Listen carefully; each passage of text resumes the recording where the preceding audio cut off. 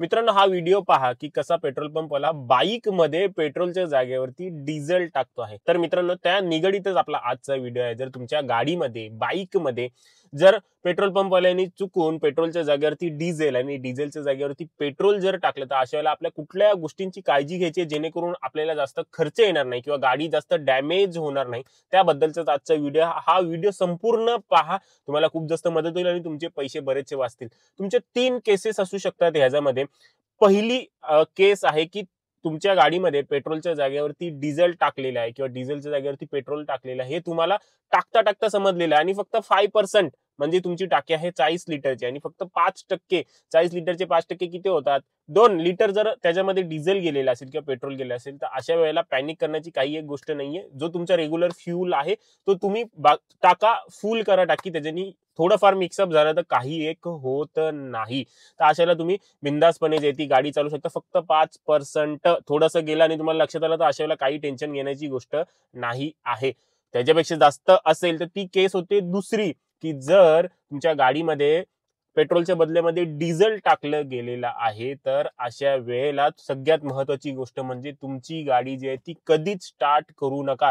समोरच्या पेट्रोल पंपवाल्यांनी टाकी फुल करून घेतलेली आहे, पेट्रोलच्या जागेवरती डिझेल टाकलेलं आहे किंवा डिझेलच्या जागेवरती पेट्रोल टाकलेलं आहे, अशाला गाडी स्टार्ट करण्याचा अजिबात प्रयत्न करू नका। त्या फ्यूल पंपावरनं गाडी आपल्याला धक्का मारून जी ती पुढे घेऊन जायची आहे। जर तुम्ही गाडी स्टार्ट केली तर अशाला तुम्हाला खूप मोठा खर्च येऊ शकतो। धक्का मारून पुढे साईडला लावा आणि त्यानंतर मित्रांनो, जी संपूर्ण जिम्मेदारी असते, जबाबदारी असते तुमच्या गाडीत जे चुकीचं फ्यूल टाकलं गेलेलं आहे ती संपूर्णपणे पेट्रोल पंपवाल्यांचीच असते। ते तुम्हाला सगळं करून देतील, तुम्हाला एकही पैसा खर्च करण्याची गरज नाही, कारण की त्या लोकांनी चुकीचा फ्यूल जो आहे तो तुमच्या गाडीमध्ये टाकलेला आहे। आता त्याच्यामध्ये देखील केसेस वेगवेगळे येतात, जसे की तुम्ही हा व्हिडिओ जो आहे तो पाहिला, बाईक मध्ये कुठले डिझेल जातं का? नाही जात। मग अशा वेळेला नीट नीट पाहून टाकण्याची जबाबदारी कोणाची आहे? पेट्रोल पंपावर जो वर्कर असतो त्याच्यासोबत आपली देखील असते। परंतु कुठल्या बाईक मध्ये डिझेल जातं? आणि सगळ्यात महत्त्वाची गोष्ट मित्रांनो, आपल्या फ्यूल कॅप वरती, आपल्या फ्यूल फ्लॅप वरती 2 जागेवरती लिहिलेलं असतं कुठला फ्यूल आपल्या गाडीमध्ये जाईल ते देखील जर त्या फ्यूल पंपावाल्याला दिसलं नाही तर अशा वेळेला जो आहे तो ती संपूर्णपणे त्याची चुकी मानली जाते। हे पेट्रोल पंपाच्या रूल बुक मध्ये लिहिलेलं आहे। आता बरेचसे लोक म्हणतील की ऐकांना नाही समजत किंवा आपण असं केलं तर गरीबाचा उगाच पगारातून पैसे जातील। मग जो काम करतो आहे गरीब, त्यांनी देखील दुसऱ्याचं नुकसान करू नये, दुसऱ्याची गाडी त्याचे देखील पैसे जातात, त्याचा देखील वेळ वाया जातो, त्याच्या देखील खिशाला भुर्दंडा पडतो। तर अशा वेळेला लक्ष ठेवून काम करणे खूप जास्त गरजेचं आहे। पेट्रोल आपल्या ज्या फ्यूल टँकची कॅप असते किंवा फ्लॅप असते त्याच्यावरती सिंपलपणे क्लिअरली लिहिलेलं असतं पेट्रोल की डिझेल। आता कधी कधी काय होतं, कधी कधी माणसं तो पेट्रोल पंपवाला जो आहे तो आपल्याला विचारतो। कधी कधी लोकांनी जे आहे ते आपल्या मित्रांची गाडी आणलेली असते, त्यावेळेला त्यांना माहित नसते, किंवा गाडी रेंटने आणलेली असते तेव्हा त्यांना माहित नसते, किंवा कोणाकडे 2-3 गाड्या असतात, कधी पेट्रोल असते कधी डिझेल असते, तर अशा वेळेला आपल्या लक्षात नाही राहत, आपण मग बोलून टाकतो जे आपल्या तोंडात येते ते। परंतु त्याची काळजी त्या पेट्रोल पंपवाल्यांनी घेणं गरजेचं आहे। आपली देखील जबाबदारी आहेच, परंतु तेवढीच जबाबदारी जी आहे फ्यूल पंपावरती काम करणाऱ्या वर्करची देखील आहे। अशा वेळेला चुकीचा फ्यूल टाकला जातोय तर संपूर्णपणे जबाबदारी त्यांची असते। ते लोक संपूर्ण जे ती टाकी काढतील, त्यातील फ्यूल जो आहे तो वेगळा करतील आणि प्लस तो फ्यूल टाकण्या अगोदर तुमच्या गाडीमध्ये किती फ्यूल होता, समजा की पेट्रोल तुमची गाडी आणि डिझेल टाकलं गेलंय आणि पेट्रोल टाकण्या अगोदर तुमच्या गाडीमध्ये 10 लिटर पेट्रोल होता, परंतु आता डिझेल टाकल्यामुळे तो संपूर्ण खराब झालेला आहे, तर अशा वेळेला तो 10 लिटर टाकण्याची जिम्मेदारी देखील फ्यूल पंपवाल्यांचीच आहे। त्यांनीच तो तुम्हाला टाकून द्यायला पाहिजे, असं रूल आहे।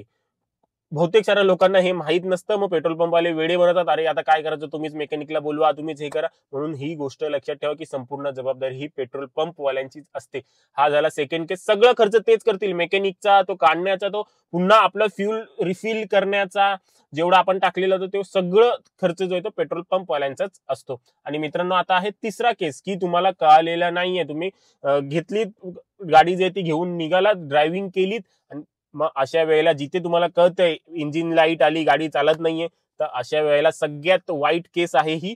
तुम्हाला जे आहे ते वर्कशॉप मध्ये फोन करायचा, सर्व्हिस स्टेशन मध्ये फोन करायचा, ते लोक टोईंग व्हॅन पाठवतील, ती टो करून जे ती गाडी घेऊन जायची आहे आणि अशा वेळेला मोठा बिल भरण्यासाठी रेडी राहायचं आहे।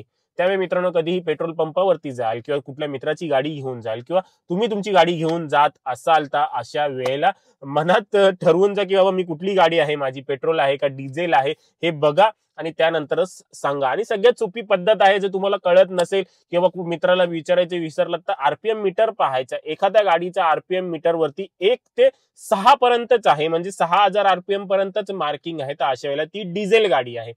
परंतु जर 1 ते 8 पर्यंत आहे तर अशा वेळेला ती पेट्रोल गाडी आहे. तर मित्रांनो ही गोष्ट देखील लक्षात ठेवा आणि त्यासोबतच पेट्रोल पंपवरती काम करणारे देखील ह्या गोष्टी लक्षात ठेवणं गरजेचं आहे. त्या माणसाला विचारण्यापेक्षा, त्या ड्रायव्हरला विचारण्यापेक्षा तुम्ही तिकडे फ्लॅप वरती पहा. ते फ्लॅप नाही समजलं, तो व्यक्ती बोलतो की नाही मी भाड्याने गाडी घेऊन आलोय, मला माहित नाहीये, तर तुम्ही या इथे आरपीएम मीटर मध्ये पहा, म्हणजे तुमचा देखील वेळ वाचेल आणि गाडी मालकाचा देखील वेळ वाचेल. तर मित्रांनो आपला आजच्या व्हिडिओमध्ये एवढंच. आशा करतो तुम्हाला हा व्हिडिओ आवडलेला असेल, व्हिडिओ हेल्पफुल वाटलेला असेल. जर व्हिडिओ हेल्पफुल वाटला तर तुमच्या मित्रांसोबत देखील शेअर करा. खाली कमेंट करून विचारा तुम्हाला अजून काही प्रश्न असतील तर. भेटूया पुढच्या व्हिडिओमध्ये.